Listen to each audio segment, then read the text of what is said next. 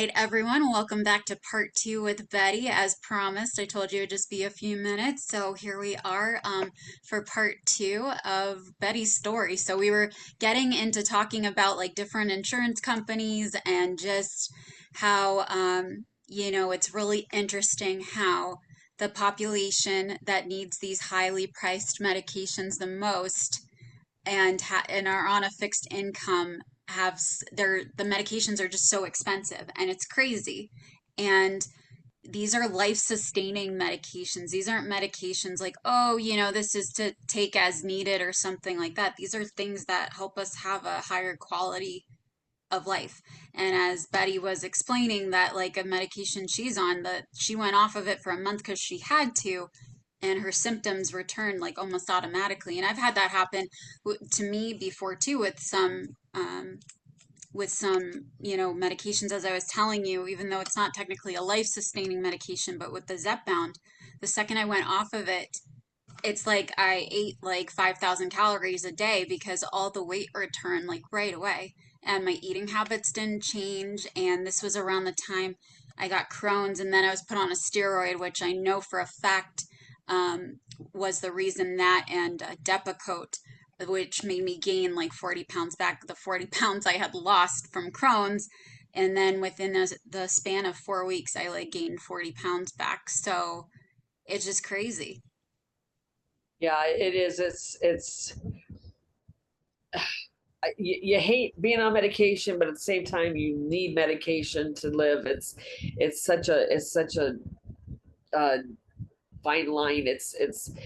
My dream is to be able to one day go see a naturalist, a natural doctor, and have them run like head to toe testing and just like try to come off of any of the medications I can and go on something natural, Mm-hmm, mm-hmm. you know, just because it's safer. I mean, there's so many, there's side effects to every medication you take. And when you're taking a bunch of them together, a lot of it, I have put in all my medications into the interaction, the drug interaction engine, because after I passed out 3 times, I Yeah, of course you researched need to my, know like if they're yeah, not if until my I knew doctors the aren't going to tell me, medication. I'm going to figure this out. Yeah. Exactly. So, and almost every single one of my medications, the ones that I take daily, they all have moderate interaction warnings, but I have to take them, and I mean, and I know like um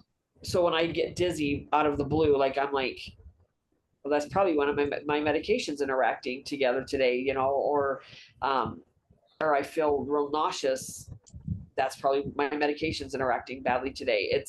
You don't know if it's the meds, if it's if it's one of your autoimmune issues. It's you never really have answers because you don't know, and doctors don't even know, because like my doctor was telling me yesterday, he's like, you have so many things you have, it is hard to pinpoint, like with the edema in my legs and my feet now. He's like, it's hard to say where it's coming from. There's so many different things that could be coming from with everything you have.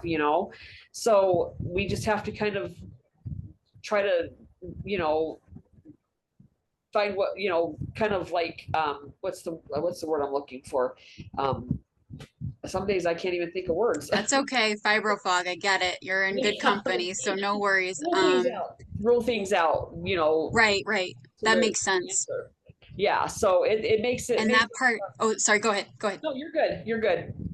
Oh, I was gonna say, and that part is super frustrating because it's Yeah. kind of like we're a medical guinea pig in a sense, and also you have to rule things out, so you're probably going to feel worse for a little bit while you're ruling out, because if it's like, okay, let's taper you off of this medication, and it's just that part's really frustrating, and you hope that you get an answer at the end, because I've had it before where I don't get an answer and it's like, well, Yeah. what was the point of all of that?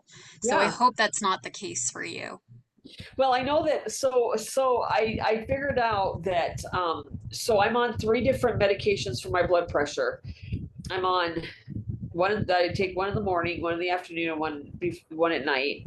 The one I take at night, it's the highest dosage out of the 3, And I've talked to my cardiologist about like coming off of it. And he's like, we could try coming off one of the other ones, but that one is a hard one to come off of because it's so high.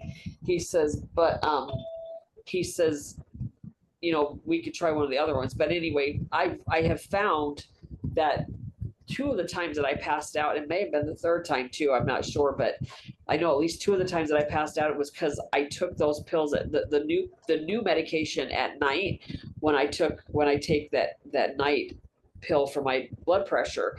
And I'm certain that that's the pill that's interacting badly and bringing my blood pressure down way too low when I mix it with the new medication. And so, and I tested it because last month when I went to, well, about a month and a half ago when I went to see my pain doctor, I told her that like yeah, she wanted to see if I wanted to see a surgeon about my neck and my shoulder. I told her not right now. She said, well, we can do ablation or we can do like the steroid shots. And I said, I can't do that right now because my insurance doesn't pay for all of that and I can't afford the copay. She said, the other option is medication. We could try muscle relaxer. And I said, okay, we can try that. So she she put me on a muscle relaxer. And I thought, I'm just going to have to test it. So one day I took it in the morning with my morning medications, which is my blood pressure medication is in there as well for the morning, and it didn't do anything. It didn't have a bad reaction. So the next day I tried it with my noon pills, with my noon blood pressure medication, no reaction there. And then I took it the next night with that night blood pressure medication, and I got really sick. My blood pressure went low. I was prepared for it though. So, but when I went back to see her for a checkup, I told her, what happened, and she goes, that's the problem with any of these diazepines. The for muscle relaxers are Yeah, probably they're gonna good. have that same Yeah, thing. they're gonna make you Yeah, bradycardic. Yeah. yeah. So she's like, I would talk to your cardiologist and just, she says, right now you've been on the high end of low, um, which is better. She goes, the low end of high is better in my opinion than the high end of low. She said, so maybe ask your doctor if you can come off of that medication, but he already have, and he's told me no. So when I have to take a thing at night, a muscle relaxer at night, I usually will now not take that other blood pressure medication that night because I don't want to have to pass out or get sick Of or course, yeah, and especially so, when you're sleeping and everything, yeah, yeah. No, I it's get really that. important. And for me, I was on two medications for my Raynaud's, but they were blood pressure medications. And my cardiologist, I've had to go through different cardiologists for different reasons. I finally found the golden cardiologist that I really like. Oh, And he was the first one to say, you realize that you're on something that's what's it called? Um, counterintuitive. counter, counter not intuitive, contraindicated. There we go. Okay. Yeah, I knew that one. I know there was an I in there and I couldn't remember what it was. See, I have the brain fog too. Um, yeah, Indication. contraindicated for Raynaud's. And so when I ran it by my rheumatologist and my PCP, they weren't really aware of that. But because I said, I'm still having like Raynaud flare-ups and I don't know why. And so he's like, well, let's try you on this one medication that'll take care of the tachycardia and the Raynaud's. And sure enough, it's been pretty good. I've been on it for like 6 to 8 months now. So I was happy to get two medications out of my arsenal, Yeah, even though I had to replace it with another one.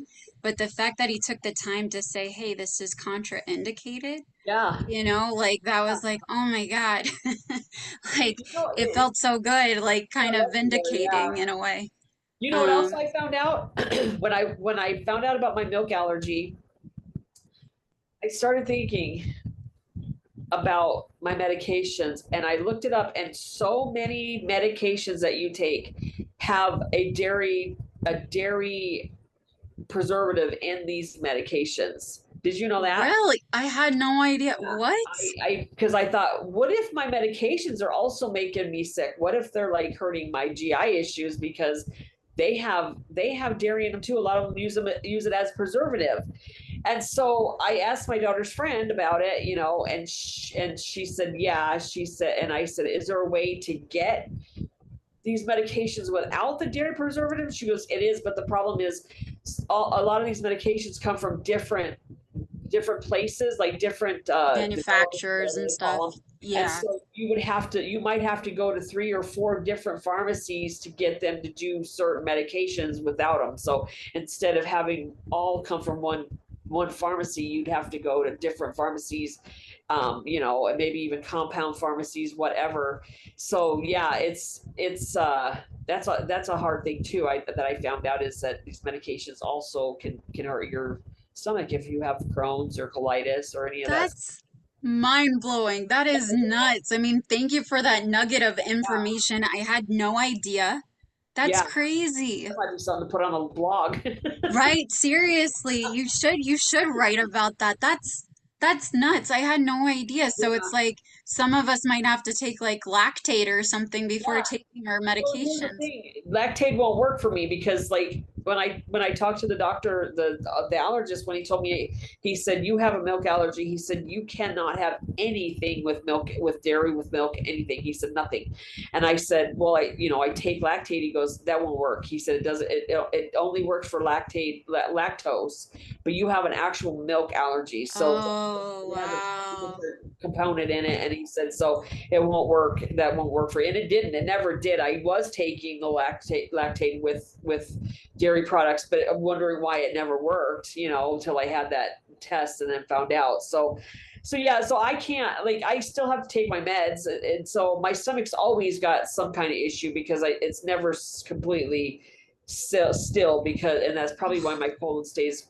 irreversibly inflamed, because I'm taking medications even if I'm not having any dairy, because that it's in the preservatives. So yeah, it's crazy. Wow, that's crazy. I Yeah, literally had no yeah, idea. You just think, oh, it's a pill, so it's just made with powder, like that whatever's in that yeah. pill, you know? And I had no idea I that don't know what even made me think about, like, to look at that, because maybe it was because I was probably thinking, like, what's causing my completely, discomfort. completely off dairy and I'm still having issues. Why? Right. I'm taking pills. Maybe it's in the pills. Maybe that's what, I don't know if that's what I was thinking, but, like, that's the only thing I could think of, is I was thinking, well, everything else I've stopped, everything, except for the pills, and I'm still having problems. So maybe, and that's when I found out. So Wow. yeah, Oh my it's gosh, did crazy. you tell your PCP that and like what was I their haven't told my PCP. No, no. Okay. I would be Because he was curious what literally their saying the same reaction thing. to Like, that is.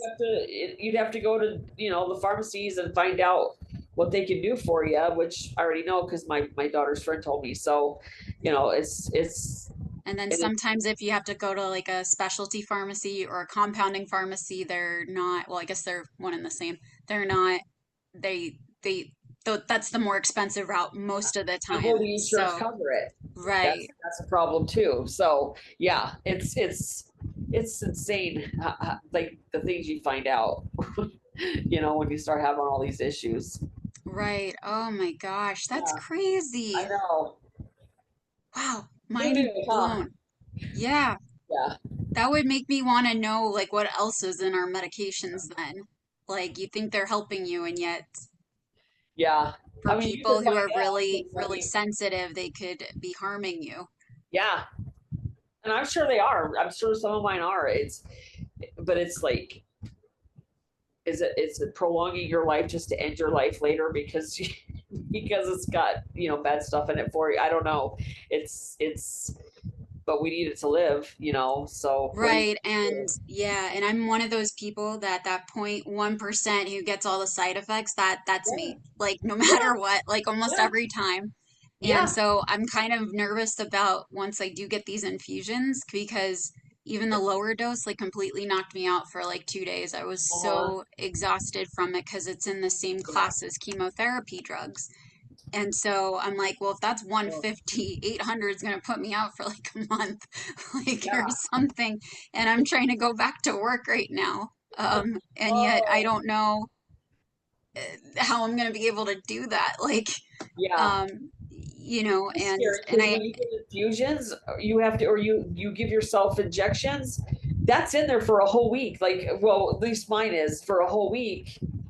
Um, and you can't get it out of your body. Like, well, I guess it's the same when you take pills, but if you take pills, you take them once a day, which you only, you can fix that. But like when you have a medication that is goes from week to week, you have to go that whole week with whatever side effects that produces and not know about it. yeah, thankfully, I think so. I have to do 3 loading doses, which are 4 weeks in between.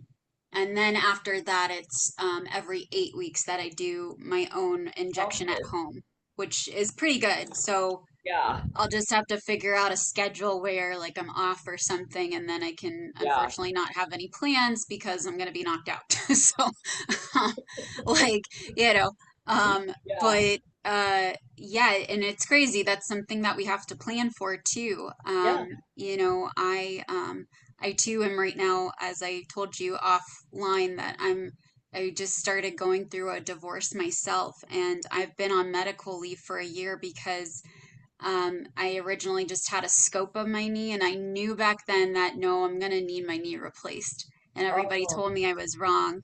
And I didn't recover well from the scope, even though I've had that knee scoped before. And I've had the other knee scoped both times because I told I'm gonna need both hips replaced, which I already have one replaced. And I'm gonna need both knees replaced, which now I have one knee replaced. And they're on opposite sides, of course, so I kind of walk a little off kilter. But and I'm kind of like the Tin Man a little bit, but that's okay. And my life goal is I haven't traveled at the airport yet. I can't wait to set off the metal detectors and for them to be like, and I'm like, I have like 8 screws in me. Like, so, if you need to oh see my it, go on gosh. the x-ray machine. But Oh yeah, gosh. something to look forward to. But so I didn't recover well from that at all, and it took another 6 months before I would find a surgeon who was gonna do a total knee on me because everyone's like, no, you need a partial, and I'm like, well, if I need a total knee, why are we gonna do a partial? Because I fought hard for that. I'm like, this doesn't make sense to me. If I know that I'm probably not gonna respond well to a partial, so why, and it was just this Yeah. limbo. And my surgeon, I had had 5 surgeries with him, and he doesn't do total knee replacement. So, but Oh, he referred me to several colleagues who all told me, no, wait until it gets worse, or no, you're not quite there yet, or we'll do a partial. And it's just like, that makes no sense to me. yeah. Yeah, And because sure you're gonna enough, come I back later found for the full, right? Right, exactly. And sure enough, I found a surgeon who said, yeah, you're right. You're not going to respond well because he looked at my history. He sees that I'm a delicate flower. And he said, yeah, it's best that we do a total because I'm like, why put off the inevitable? It makes Yeah. no sense. Yeah. And he agreed with that. And where was I going with this story? Oh, so, I'm still recovering from my knee replacement, and then the Crohn's got thrown in there, and I've had all my nerve ablations. And so now I'm at the point where unfortunately I have to go back to working like physically right now. I'm almost licensed as a social worker. I'm a few months out from that. And so once I'm licensed, I could do remote work, but until then, I can't. And so I don't want to lose my insurance in the meantime because Yeah. then I'm SOL.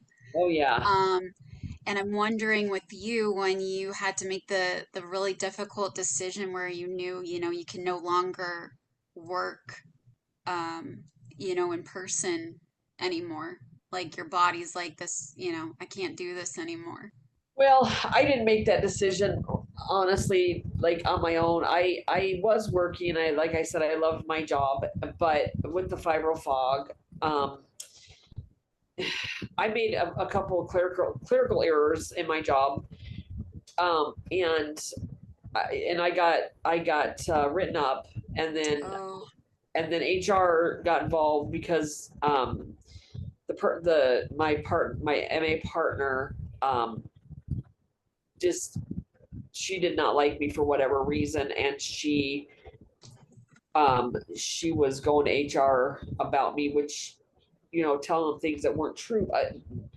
It was a whole thing. I had like I had written like pages of kept record pages of records for um because I knew what she was doing, and she was doing a lot of things. She was breaking a lot of the rules. I wasn't. She was. But I never got the chance to ever really do anything with that because she went to them, and She beat HR you to anyway. it. Yeah. HR sent me home an FMLA. Told me, go home, take some FMLA. Get your health under control. And I never lied to my work about my health. I told them I had fibro. I told them I had RA, but I was a hard worker too. I was there every single day, never took a day off. I worked there 3 years, never had a day off, never called in sick. I was there every single day that I was supposed to work. I was there. Wow, good for you. And so, but I, they told me, go home, get your health under control. Then, you could come back. I didn't have a choice. I left. Once I left, they sent me a letter saying, HR sent me a letter saying, okay, well, once your FMLA is up in 6 weeks, you can't come back to the clinic, but you can get a hold of us and we'll try to find another position for you in the company. Basically, what they said was, you get a hold of us, but it's actually up to me to find another position in that company. So at that point, I had been talking to my doctor at that point, and I had an internist at that time. I lost him when I lost my insurance, but he had like written out all these things about all these. At this point, I had a lot more health issues, autoimmune issues, things like that. But I was still going to work. I was going in every day, even with no sleep, like just because I love my job and I wanted to be there. And um, but once that happened, I actually felt like this girl did me a favor because I realized like I was getting worse, and I thought I can't do something that's going to put a patient at risk. I can't. I hadn't up until that point, but I Right. didn't want because I started dropping things all the time.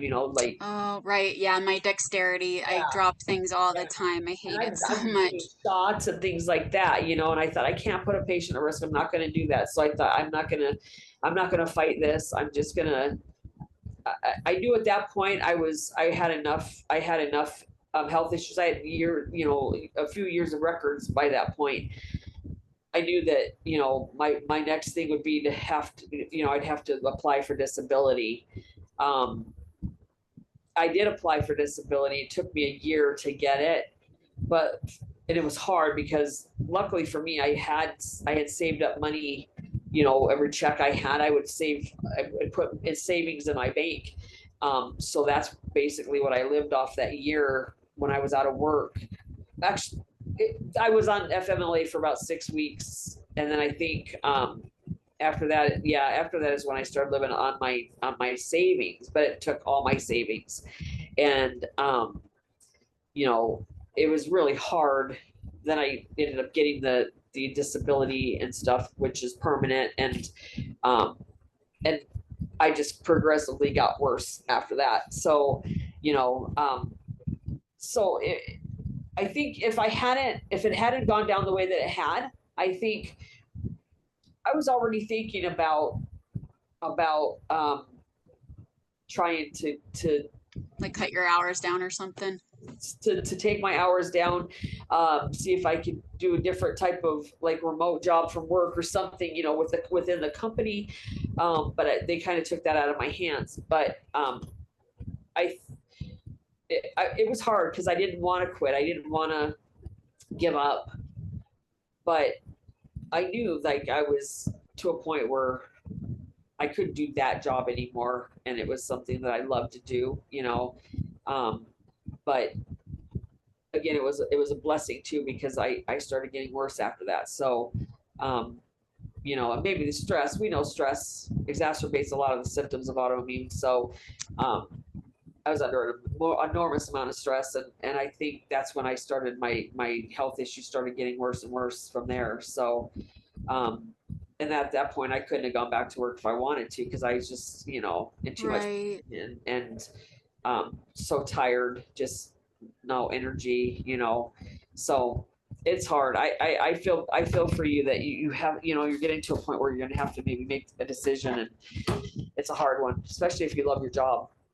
Yeah, and I did. I mean, I worked in the emergency room as a social worker, and that was always my dream. And this Yeah. is the second time I've had to resign from a job due to medical issues. So I took that as a sign from my body saying, you know what, I don't think you can go back because working in a hospital, hospitals are Yeah. big.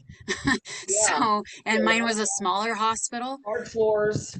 Right. And so, and now that I have Crohn's, I mean, that is a qualifying disability as well as the Yeah. AS, but I'm Yeah. in California and I don't know if it works differently in Utah, but usually you get denied. And I've gotten denied once when I just had, um, I don't even think I think they tried to do it for my psoriatic arthritis or something else, and I got denied. So I don't know. I need to talk to my PCP actually to Well, see. I didn't apply for myself. I went through an attorney company, like an attorney, Oh, because I knew that most people that have these kinds of conditions don't, if they apply for themselves, they get denied first, second, third time before they get. oh, So I didn't even want to go that route. I just thought I'm just there is a company, as an attorney that they will, what they do is they do all the stuff for you, and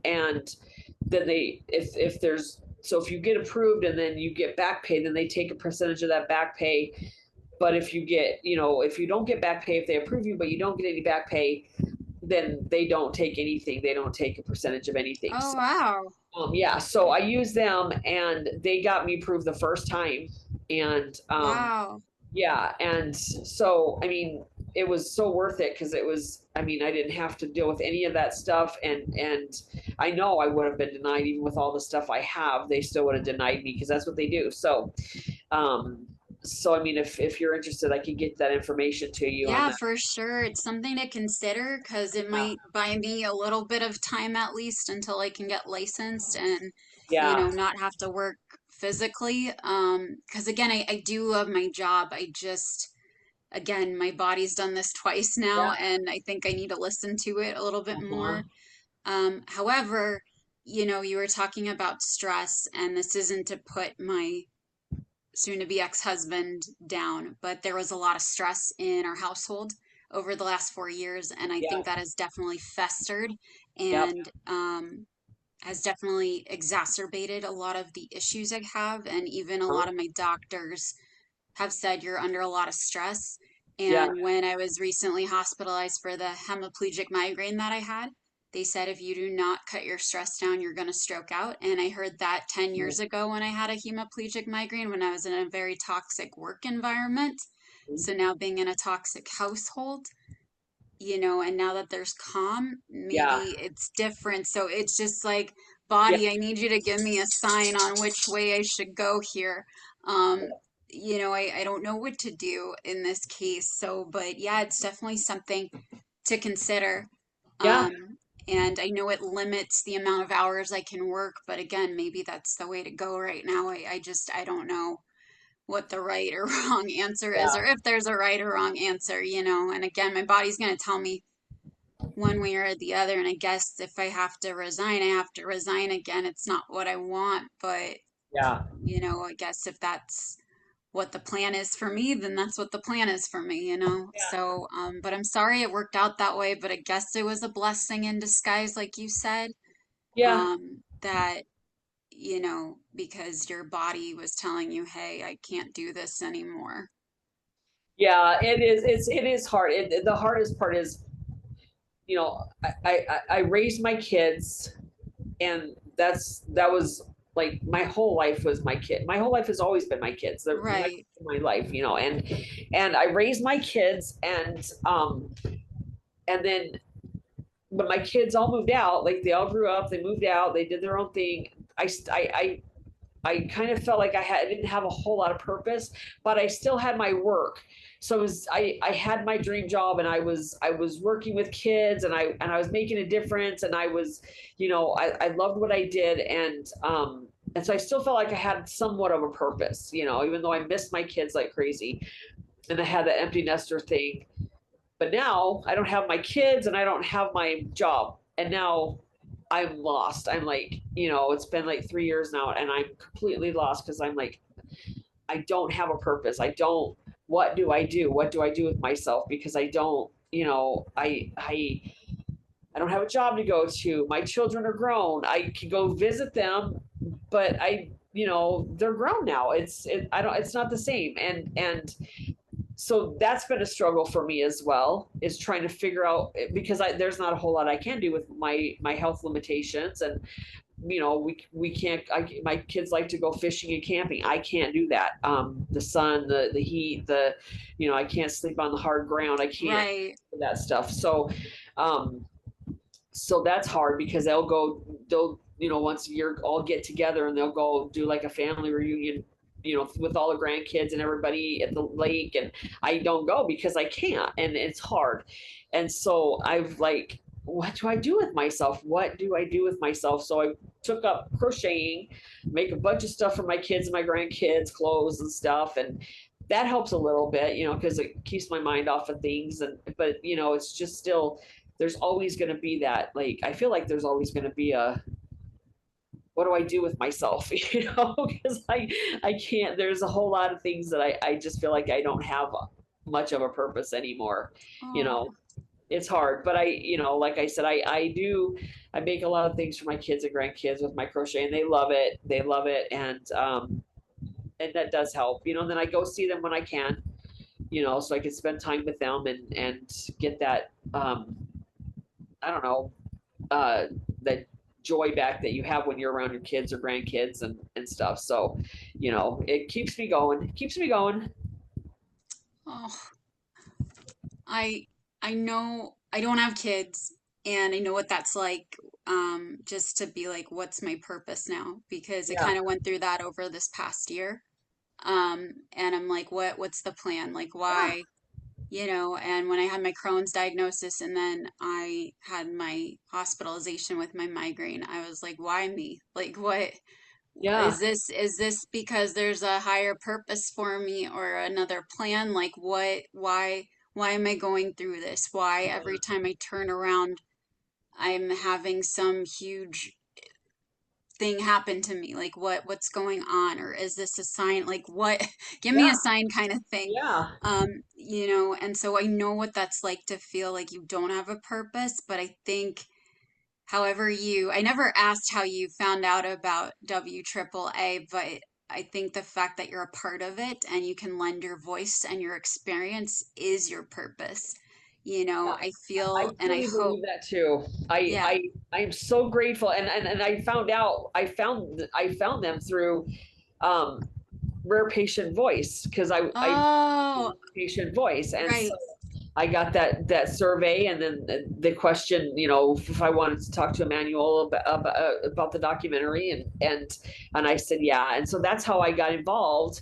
And it was such a godsend, because I've been like, all this time that I've been sick, not even when I was working, you know, I still wanted to like get, I always wondered, how do we get word out there about these things, because people need to know, like doctors need to know, you know, and people need to know about these things, so that we can put a face to what's happening to so many people, and maybe get the younger generation especially, like the help that we didn't get, you know, and bring awareness to, you know, and then this happened with the survey, and meeting Emmanuel, and meeting all of you, you know. And I feel like this has been such a blessing to me, and it couldn't have come at a better time. So that's, Yeah. yeah, that's how I found out. And it does help quite a bit, you know, to have that to focus on, and to meet new people. And you know, because I isolate, I'm an isolator. I tend to stay, when I'm not seeing my kids or grandkids, I tend to stay in my room 99% of the time, and I just isolate, you know. And I don't like that I isolate, because it's not good for you. But being able to like, do these, you know, do these meetings and meet you guys and meet new people, and it does help. It helps you not feel so alone out there.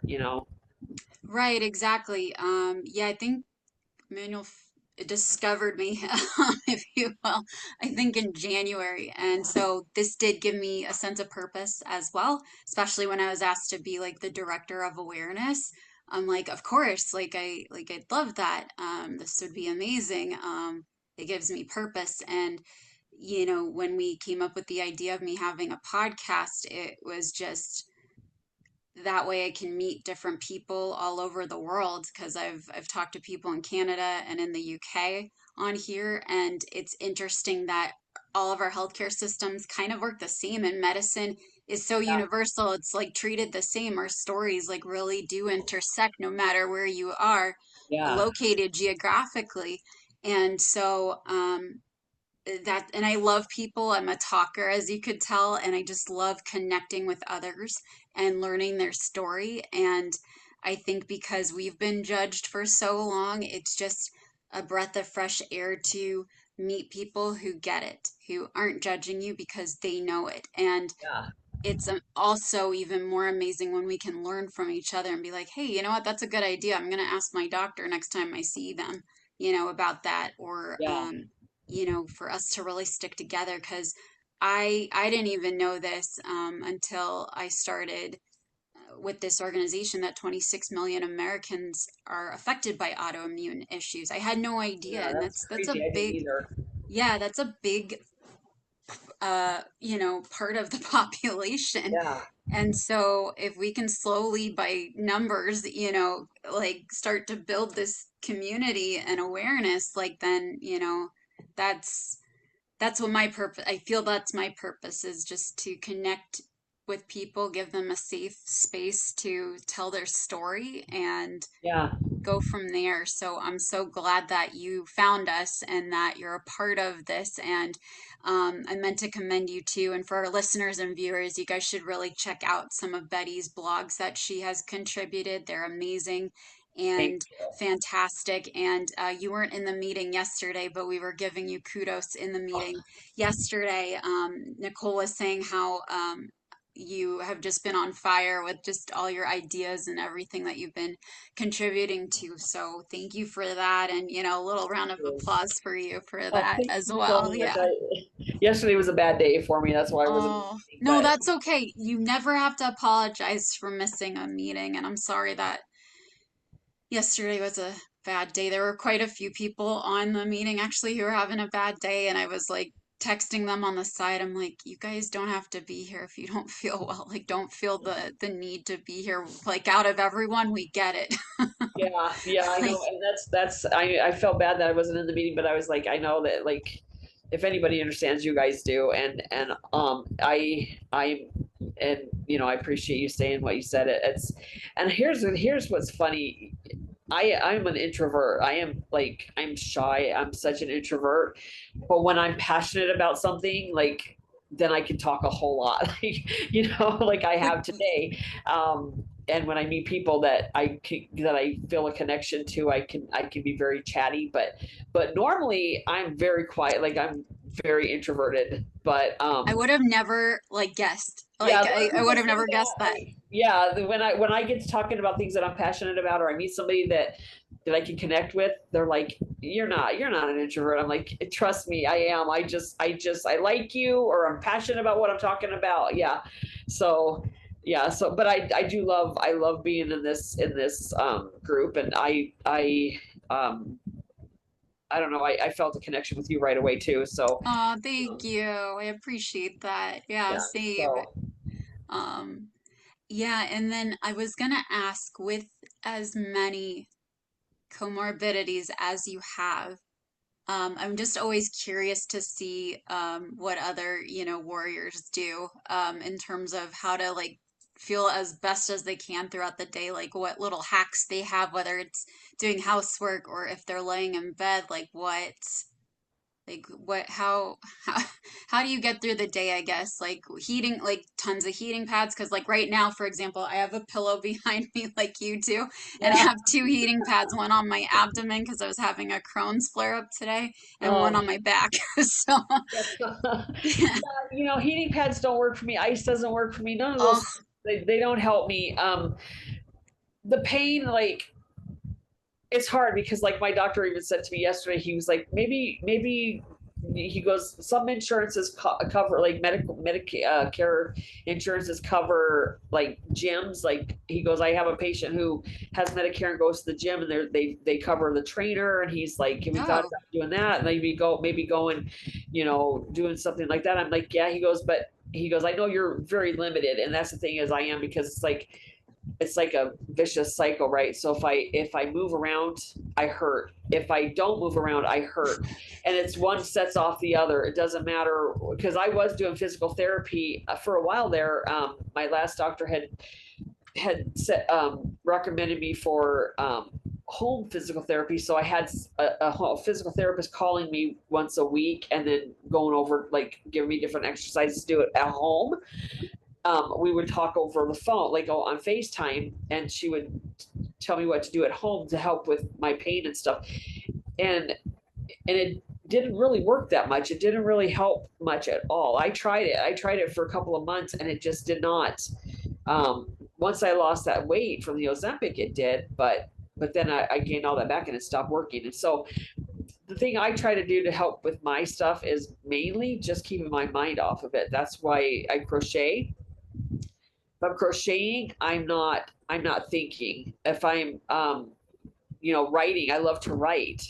If I'm writing for the blog or whatever, I've been writing a book for a couple of years now. I've been trying to get oh, it. that's right. You had mentioned that. Yeah. That's amazing. I love that. Yeah. So if I'm writing, I'm keeping my mind off of things. So those kinds of things are what help me the most, I think, is because I don't like to take pills, and I won't take them unless I absolutely have to.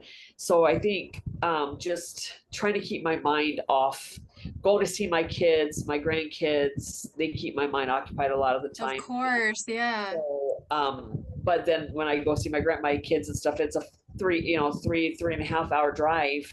Oh, wow. That's hard on the back and stuff and the legs, and my legs go numb, my feet go numb. But to me, it's worth it, because what I get out of it is so much more than the numbness and all that I get for that time that I'm in the car. Right. So yeah, there's not a whole lot like exercise. But my doctor did say too that a lot of and I'm going to check into this, the swimming pools. At the gyms, they have swimming pools where you can do like physical therapy in them. Yeah, like And water aerobics and stuff like yeah, that. Yeah. and the Medicare that I'm on does cover that. They do cover. Oh, Yeah. okay. So I might go check into doing that, going into the pool, because I did physical therapy in the pool one time for a couple of months, and it was so great because you're weightless, and that's the only time I didn't feel that pain moving my limbs. Right. So I Right, think I'm exactly. gonna check into that again and see if I can't do that. Maybe that'll help. So Yeah. yeah. Yeah, I've heard really great things about it. I have my own pool Oh, here, but I don't like to go swimming if somebody's not in the house, yeah, just for safety purposes. But yeah, that was how I knew I needed a knee replacement, because even going in the pool, I was in so much pain. And I'm like, and I remember from getting scoped before, like I wasn't in that much pain. And I was saying, yeah, even when I'm in the pool, like I can't tread water. It hurts like yeah, hell. Like I yeah. can't do this. Like there's an issue here, but Uh-huh. I've heard when you're not having to deal with like a knee replacement possibly, that it's really great for you, and it looks like so much fun. I've seen it like done before, and it just looks like so much fun. Like I want to join in too. So, Yeah, the only thing with the pool thing though is like when I was going to physical therapy to go in the pool was like 75 degrees. With the fibromyalgia, cold water hurts my skin. It hurts to be in cold water, same. um, Yeah. and like if it rains and I'm out in the rain, even in the summertime when it's super hot, people are like, "Oh, the rain feels so good." I'm like, I can't be in it because it feels like pins prick at me when I get with rain. Yep. So I'm hoping to find a gym that has a warmed pool, a heated Right. pool that I can get into and do the exercises. So I'm gonna check Yeah. into that and see. But that would be great if I could do that. Yeah, at least out here, there's some even physical therapy clinics that have like an indoor pool. Yeah, Like that's the where I was one, going before, was in a physical therapy building, okay, but that was because my doctor ordered physical therapy. Um, gotcha. but yeah, but if I can go to a gym and find a heated pool, and I'm sure, and I know a lot of gyms probably do have heated pools, so if I I would could, hope so. I would like to yeah, think so, yeah. Especially yeah, because so I know you said St. George doesn't get like super inclement weather, but yeah, because you do have the four seasons, I would hope that they would have a heated pool somewhere. I'm pretty sure they do. I'll have to check into it. I've got to get a hold of them and this week and find out. But I'm pretty sure that at least a couple of them will. And my Right. insurance will pay for any gym. So, um, so that's That's good. pretty good. I didn't Yeah, realize that that was a benefit with Medicare.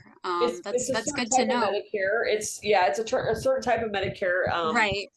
But yeah, I'm very lucky with that because if I didn't have that, I mean, there's so many perks that I get with this new insurance. It's just started this year. The new one. It's a chronic care for people with chronic conditions. And Right.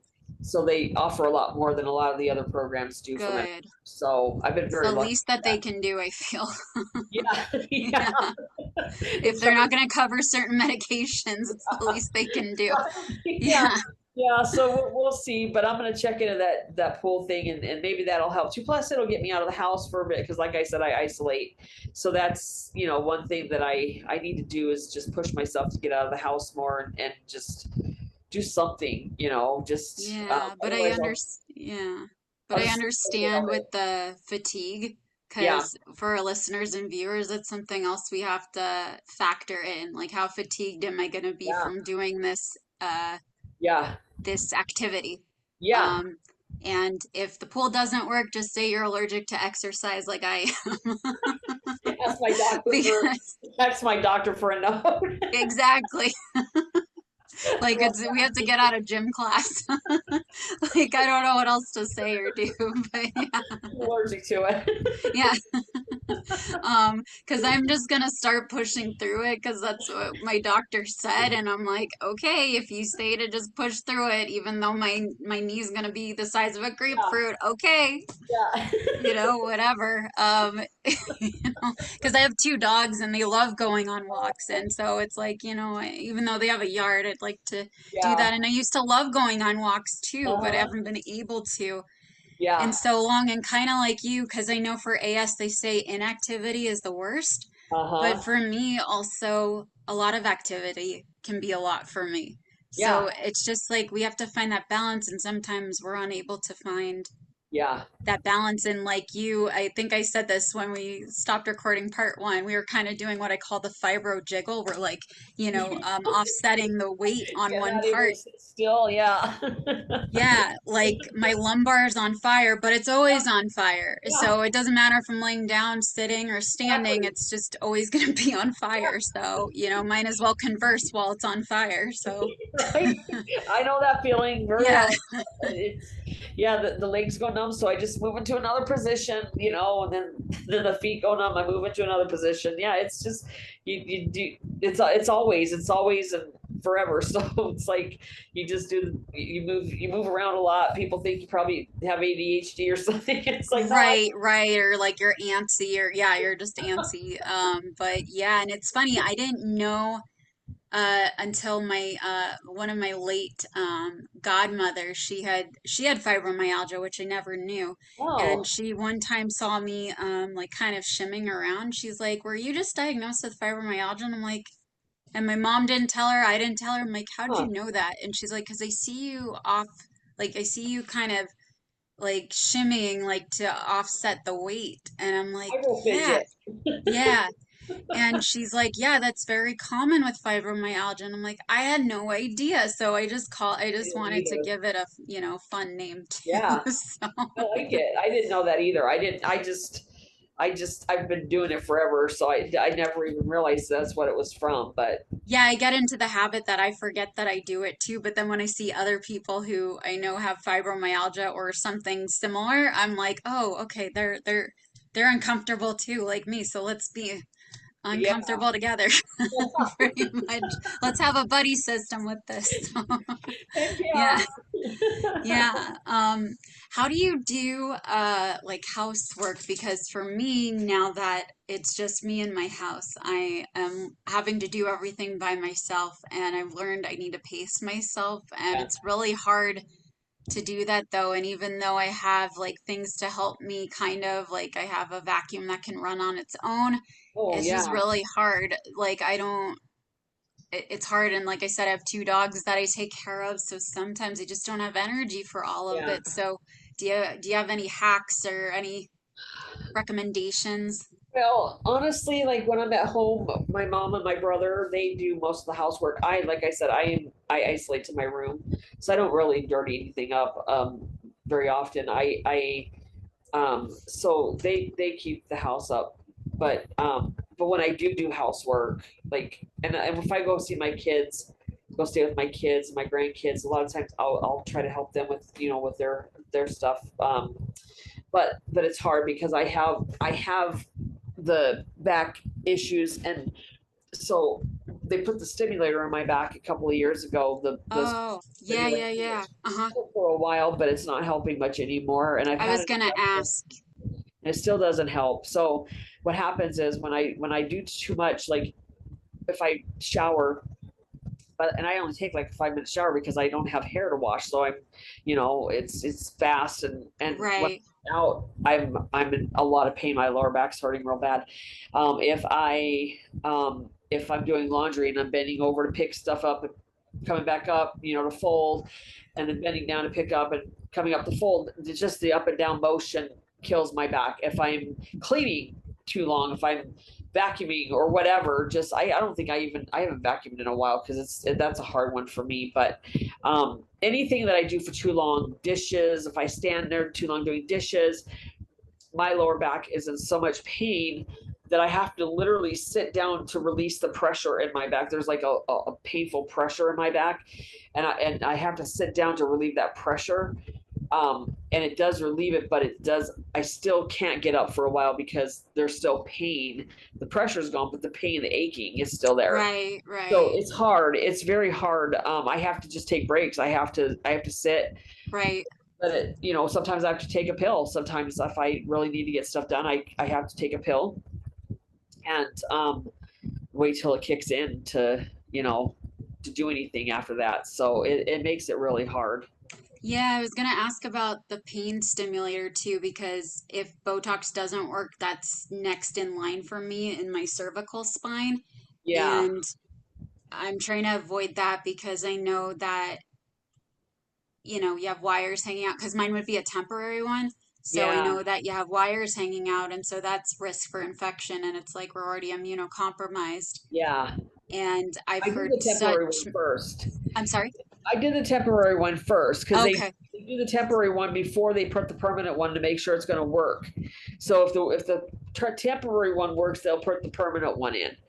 And so I think I wore the temporary one for like 2 days or 3 days, something like that. And then they took it out, put the permanent one in. But that's kind of got its own things because like to get an MRI now, they have to use a special machine. They can't just go into an MRI with this machine in my back. So Oh, you have to wait for the machine. They've only got one of those special machines that you could get into if you have a simulator in your back, and it's a whole process. Like you have to give them all your information on the simulator, the make, model, everything, like everything. And then um you have to bring in your controller when you come in so they could turn it off, and it's just such a process to even get an MRI anymore. Last one I got like a month ago. It took me 2 months to get it scheduled because they were having such problems getting all the information and stuff, so, and getting the machine available and all that. So it's just it comes with its own set of issues and stuff, and yeah. And I've heard from patients when I was working in the hospital and they had, chronic illnesses. And I wouldn't give them too much information, but I'd be like, oh yeah, I have some chronic illnesses myself, and I wouldn't specify what they were, yeah. and they had a pain stimulator. I would be like, oh, how is that helping you? You know, I have a family member who might need one, you know, but really Yeah. it's for me. Yeah. And some of them are like, oh, it's the best decision I ever made. And some of them are like, it's the worst decision I ever made. And I Yeah. was told, though, by my pain management doctor that I would need to wear it for 30 days before determining if it's a good fit or Really. not. I wonder if they change. And there's different companies too. So I got mine in True. Boston, and Oh, okay. company too that I know of that my friend got hers through a different company than mine, and hers ended up going bad. Like in her back, it was causing her pain, and like it was actually like malfunctioning in her back. That's a worry I always have too. But that hasn't happened so far. But they had to go in and take hers out because it was causing her pain. But there's so many variables to these things because it's like which company is the best company to go through, and like the I don't hardly ever use the control, the hand control, the remote control, because it doesn't do much for me. It doesn't help much, it sends signals like you can actually, it's so the stimulator in the back is always on, and so it's quietly going off without you feeling anything. But if you use the handheld, if it gets real bad and you need more relief, they tell you can use the handheld, and they put different settings on it to where you can like get different vibrational things, or like a TENS unit type thing. Oh, okay. Gotcha. Yeah. And you can feel it in your body, but you're only supposed to use it for up to like 20 minutes at a time, and none of those work for me. They don't help me at all with my pain. And it even like I like I said, I got it a couple of months ago. I called them and told them it wasn't, the one of the reps told her it wasn't working anymore. She reset, she put a new setting on it, and it worked for a minute, but then it stopped working again. And I just don't even want to like mess with it anymore, because I'm just like, I don't, honestly, in my opinion, and I don't know this for fact, but I think it, in my opinion, I think it depends. These simulators depend on what, like the aid you get from it, like the pain relief you get from it. I think a lot of it depends on where that pain is coming from and what type of pain it is. Because my friend that had one put in her back, she had a different type of pain than I did. She had like a sciatica type pain. Oh, gotcha. I have more of a like a disc pain, like a Mine too. Yeah. crushed disc pain, whatever. Right. And I think that's why I think there's a difference in how they work for you. I think, That makes sense. yeah, Yeah. because she got a lot of relief. She got to the point where she couldn't sleep, she couldn't sit, she couldn't stand, she couldn't do anything without pain. She was crying constantly. I they put that thing in her back, and she's had so much relief since then. And she's had it for a lot more years than I have had mine, but mine doesn't seem to do that much for me. And so I think it's just, and also mine is progressive too. Mine is like, my bones are calcifying in my back, so they're continuously calcifying, and that's going to cause more new pain. So it's like, Right. and now I'm stuck with this in my back, and I don't want to. Oh, they can't remove it? They can, but that's another surgery, Oh, so it's true, true. like carve out a piece of your bone to put that in. So it's like, Oh, that's right. Yeah. so it's a process. But I mean, it's there. It's, unless something happens, I'm just gonna leave it there. But it just doesn't give me much relief. So I have to, like, try to, like I said, sit down for a little bit to relieve that pressure sometimes, and just sometimes take a medication, um, whatever helps, but there's no time I'm not in pain. There's never a second I'm not in any pain, ever. Yeah, same. I have good days and bad Yeah, days, just like you yeah, and like a lot of our fellow warriors do. And like you said, just because you're having a good day, at the party you were laughing and smiling doesn't mean like you weren't in pain yeah, necessarily. It doesn't stop. That's what chronic pain, chronic illness is. yeah, And yeah, a lot of people don't understand that, yeah. unfortunately. And it's Well, hard to you see explain it, it like, until I'm sorry, go ahead. oh, I'm sorry. I was going to say, I think too, with myself, just speaking for myself, I think my pain tolerance gets higher and higher and higher, Oh, for sure. because it has to, because otherwise you'd be crying all the time, right? Like, so Oh, for sure. I, I mean, I've been laughing a lot on this podcast here. Good. Pain, but it's like, there's pain, and then there's pain. It varies. And a lot of times I can laugh through it. But it's I think I've just grown with the pain. I think it's just gone, the tolerance has gotten higher and higher because it has to. Yeah, that's usually also the reason why, not only because of my tachycardia, but my pain tolerance or pain, like controlling my pain, is the reason why my hospitalizations are so much longer. Like they're like, Yeah. oh, you're only going to be here overnight. I'm like, and I know I'm like, no, I'm not. I know Yeah. I'm not. And that turns into 6 days. Yeah. And for my knee, for instance, nothing was helping, not even morphine. So they had to give me Dilaudid, Uh-huh. and um, I'm like, I was very close to getting a pain pump, which I've never had to have. Um, but I'm like, yeah, my pain tolerance, I mean, has gotten really high. I can't help it.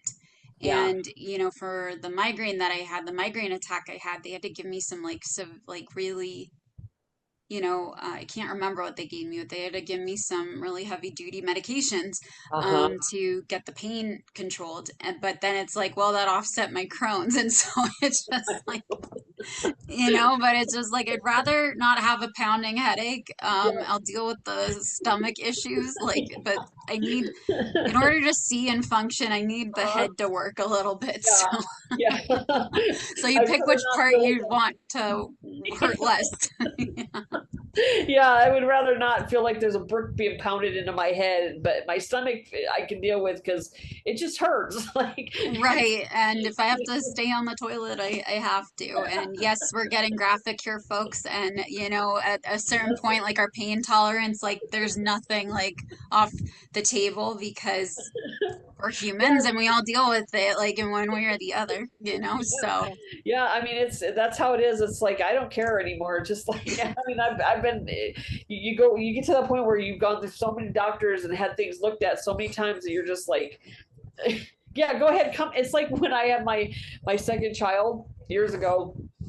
Um, the doctor came in and said, we got firemen in training here. Would you mind if they came in so they could learn how to deliver a baby? And I'm like, yeah, like I already had a kid. yeah. I'd been to Yeah. gynecologists. I'm like, I don't care. Bring it whoever. Just get this baby out. Just you can all come in. Just bring the baby out. Like I just want the baby out. It hurts. It hurts. Right, right, right. You get to the point where nothing even bothers you anymore. You you tell the doctor, like I've told doctors, like when they or the MAs, when they give you the gown and they're like, well, I don't, I'll just strip right here in front of you. I don't care. Like you don't Yeah, have dignity or not dignity, but what's the word? your modesty goes The away. modesty. There you go. Yeah. Like, yeah, I don't care anymore. It's all been bared. No, no, it's fine. And it's funny, I used to be a nursing assistant when I was in grad school, and I couldn't understand how people were like, yeah, I don't care, modesty out the Yeah, window. And until I started being a patient myself, I'm like, now I get it. Like, yeah, I yeah, would like some privacy, but otherwise just do what you gotta do. yeah. Like, It's funny though. I'm only that way with medical professionals. That's it. Like oh, not. right. Well, of course, right. Like, I'm just like really modest anywhere else, but at the Right, doctor, of course. like Yeah. you've Yeah. seen it Like, all. You've done it all. You know it all. Like, promise this isn't turning into another like conversation channel here, but yeah. But yeah. um no, I can completely relate. Pain does Yeah, it's crazy just, things to your brain. I'm sorry, what was that? Pain does crazy things to your brain. Yeah, just a little bit. Yeah, and you're like, as long as it makes it stop or more bearable, just do what you gotta do. Cut my Exactly. head off. That would make me feel Yeah. so much better, please, and reattach it. Like I've asked my doctors that before. I'm like, can't you just like amputate Uh, it and reattach it? And they're like, no. And I'm like, please, like I've been coming here a long time. I've paid my dues. I have yeah. my punch card. Even at my physical therapy clinic, I like have my own table there because I've gone there for so long and for so many Uh-huh. different body parts. Like, Uh-huh. I'm Yeah. like, please. I was talking to my granddaughter. My granddaughter, she's 17. She just had her appendix out yesterday. They Oh, ruptured, and so they kept her oh, in the poor thing. hospital for a couple of days because they wanted to make sure she's okay, Right. antibiotics and stuff. But I was on FaceTime with her last night, just checking on her and stuff. And I was telling her, I'm like, do you know, with all the surgeries I've had, I said, the only thing I get excited about when it comes to having to have surgery is the sleep. I'm like, Yes. they're gonna put me out. I feel like I get like 25 hours of sleep when I'm under sedation. Like it doesn't matter how long I'm under. I feel like I've gotten days of worth of sleep in Yes, that best sedation. I'm like, best I sleep look of forward your to life. Yeah, except I have a horror story about that with my knee replacement. I woke up that. You during the did? surgery I've never had and it they were happen. suturing my knee up. I still felt it, like no matter how much Oh, lidocaine they put in there. I've heard stories like that. And I remember looking around and I like locked eyes and my eyes I felt that were like this with the Oh, anesthesiologist. I'm like, and I couldn't speak because they had an oxygen mask on. They uh-huh. didn't intubate me. But Oh and my I know the gosh. cover was still up and I know I wasn't dreaming this. I'm like, I felt this. Yeah. And I gave him a look like you better drug me up. Like you reversed Oh, that way too soon and it hurt. Like I was in I so much did. pain. And then the recovery area, it was like a game of Oh, Tetris because the main recovery area was under construction, so I had to be in a small. And the one of the gurneys of another patient hit the side that my knee was on, and I was in oh. so much pain. Thankfully, I had a nurse who was a bulldog for me. She was pissed, like, and she called her manager and told my entire story, and I was pissed because I asked, Yeah. "How the hell did that happen? Out of 28 surgeries, I've never Yeah. had that happen to me." Oh, And I even crazy. like had a meeting with the anesthesiologist after. I'm like, "What happened?" And all he could say is, "Well, I don't know, like that happens sometimes." I'm like, "No, no, no, no, no, like So I'm you're supposed to make I sure that doesn't happen. right." And I know what I felt because he was like, "Oh, you woke up at the very end." I'm like, "They were still suturing me up and Oh it my felt like god. they had a long way to go, like Oh my it hurt." gosh. Like I That's remember it to this day as if it were happening yesterday. wow. So yeah, but up until that I was, yeah, the best part is the sleep part. It's my favorite part of the whole thing. Too. Every time I Yeah, have surgery, I'm scared, but I'm also like, oh, I get to sleep. I get to sleep and feel like I've slept for days because I don't right. have. And I'll say that sometimes to like my friends and family who like don't have chronic illness or have never had surgery and they're like, "Are you like effing crazy?" And I'm just like, I'm like, Like, you no, don't I'm tired. understand. Yeah. I'm like, yes, I'll be in pain afterwards, but before that I get to be in la la land and it's Heck yeah. amazing when you take that breath like to get the anesthesia. Yeah. Yep. That's the best feeling in the world. Right. And then you get all the pain meds in the world, or maybe Yes. not all, but you get a lot and you're good. Yeah. So, Usually a lot of it can sleep a little bit even after. So that's always good. I like that. right.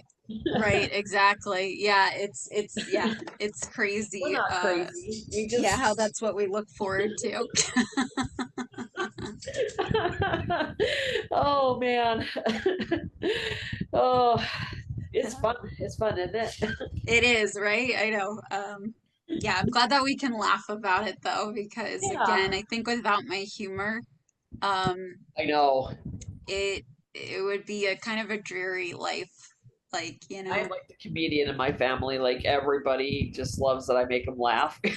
Same, yeah, same. And Gotta keep sometimes they're like, "How did you come up with that?" I'm like, "Don't worry how the story how it came up, you know. We're not going to talk about that. I need yeah, an attorney present possibly, but, you know, yeah, um, but no, this is what it is. Like, you know, and when I have another surgery, I'll be like, you know, hey, I'll post on Facebook or something and say, "Hey, this is what I'm looking most forward to. I'll learn the walker, you know, I'll learn a dance with my walker and my cane or something like that." Like, I know. you know, want to be sporting it. And some people are calling me like a pimp, and I'm like, well, no, I need to bedazzle it for it to be a pimp, you know, cane. But that's a good idea for next surgery because there will be a next. So, you know, You come up just with all these ideas. Yeah. oh my gosh. Yeah, you gotta stay funny. You gotta keep the humor in it because if you don't, then you just cry all the time. Nobody wants to be around that. No, including myself. I don't want to be around Yeah, myself if I'm exactly. like that all the time. So if I don't want to be around myself, I doubt other people want to be around me. Yeah, So, yeah, exactly. Yeah. yeah. Yeah, you know what though? I feel like if I let myself be sad, I feel like I feel worse, you know?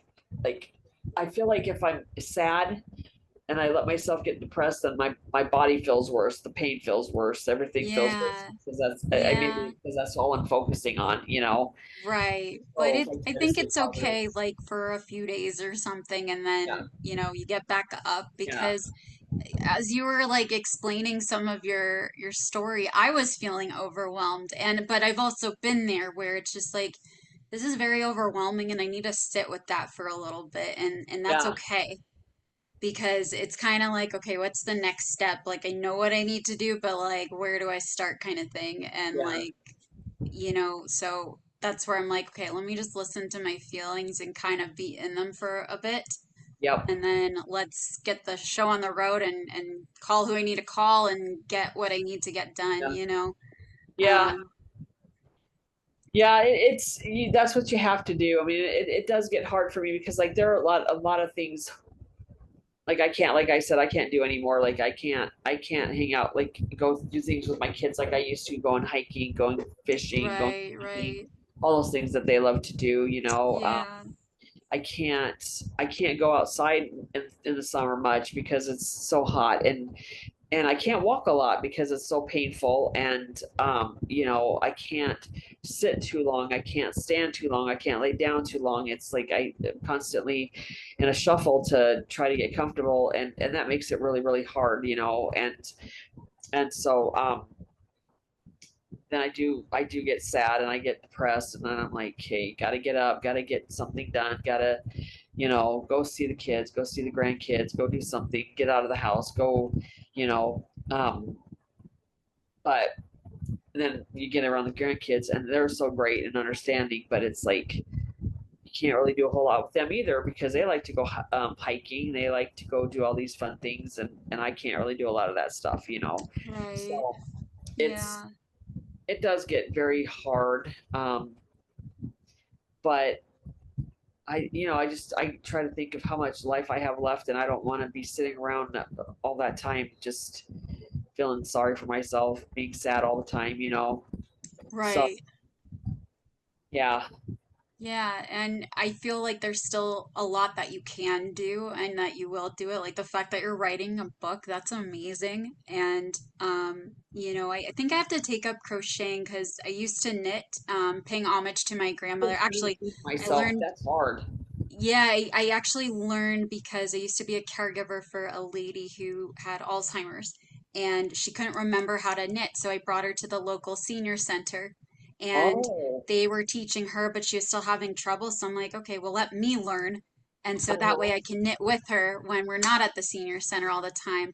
But then it started hurting my hands and I couldn't figure out why. And this was before all my diagnoses. And then I Yeah, had to stop because I loved making things and I only uh-huh. learned one type of stitch. I was never like an amazing, but I started seeing a lot of people who had like RA or who had different types of arthritis that they would crochet. And my Uh-huh. grandmother used to crochet and knit. And so Oh, I think that's a new activity that I need to learn how to take up yeah. because I guess it doesn't hurt your fingers as It much. doesn't so far, but here's the thing: like, it depends on the hooks you use. Because I've used metal hooks, then I can't do the metal hooks because they do hurt my fingers. But I bought a set of the hooks with the rubber on them. Oh, okay. Yeah. That's much better. It doesn't hurt my fingers.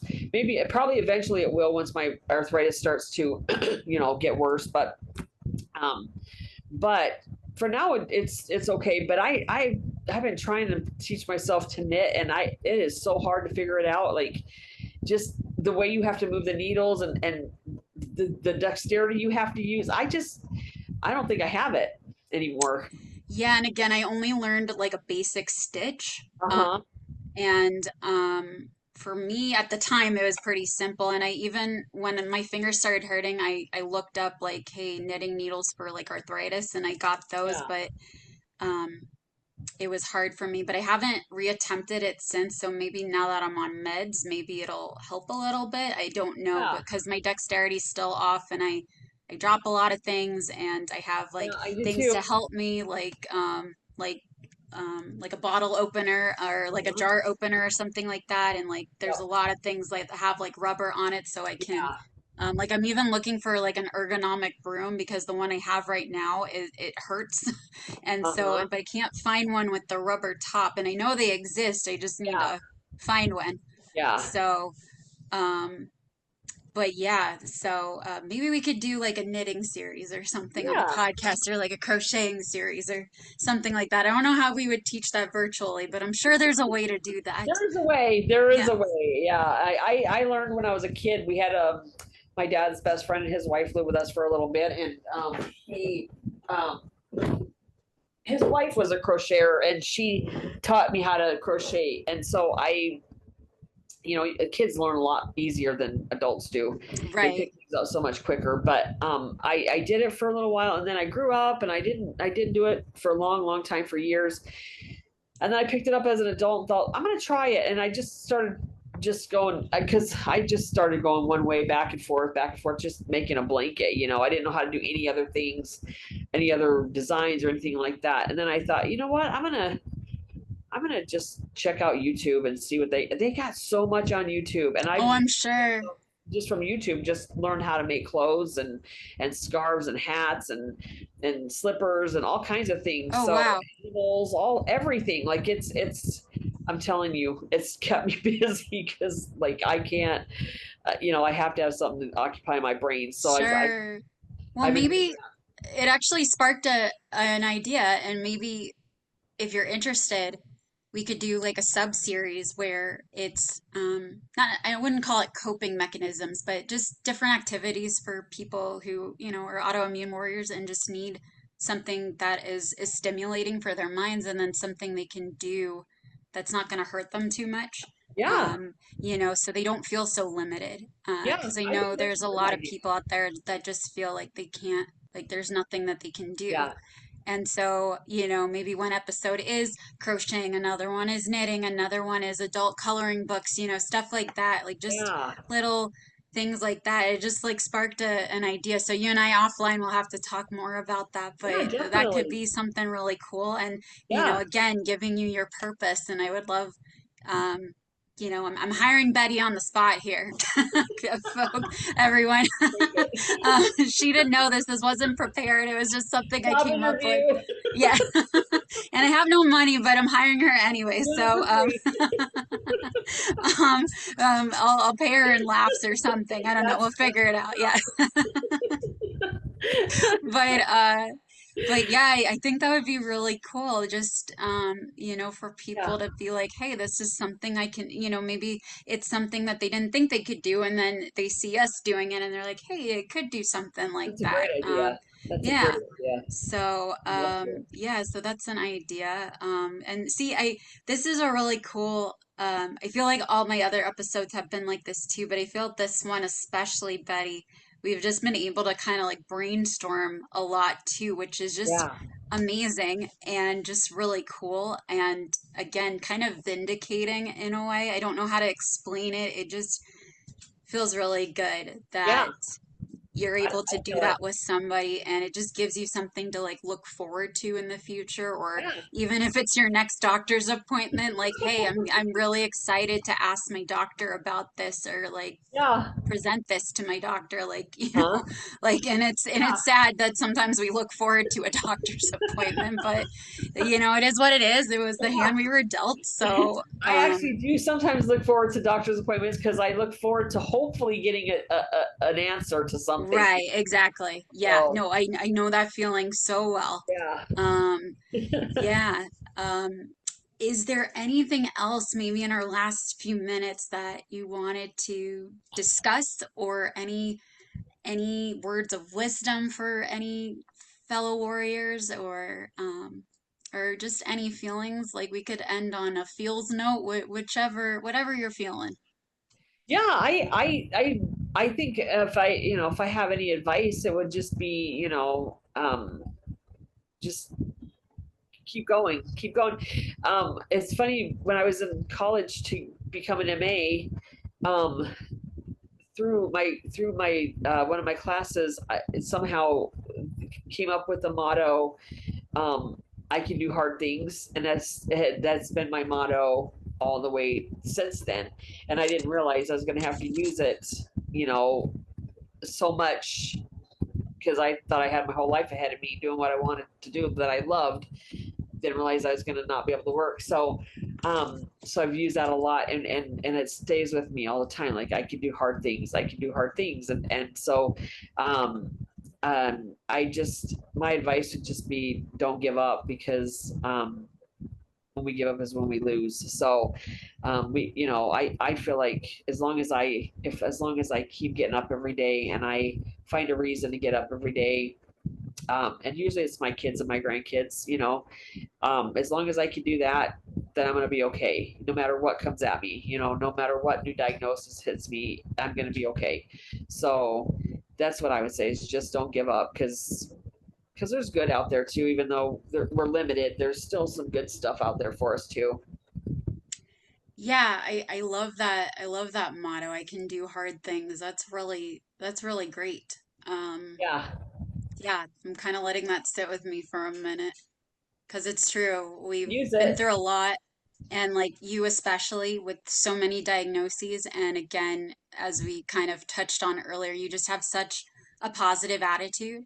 And looking at you, you would never know that that's been your life story and what you go through on a daily basis.